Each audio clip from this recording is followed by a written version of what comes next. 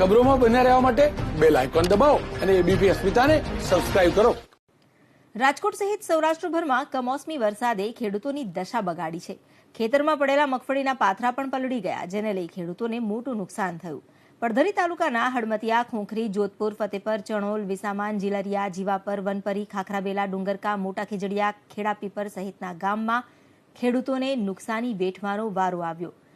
ગોંડલ પંથકમાં એક તરફ મગફળીની સિઝન ચાલી રહી છે તો બીજી તરફ ધોધમાર વરસાદને કારણે મગફળીના પાથરા પલળી ગયા. વરસાદને કારણે કપાસ, મગફળી, મરચા, બાજરી, જુવારના પાકને પુષ્કળ નુકસાન થયું છે.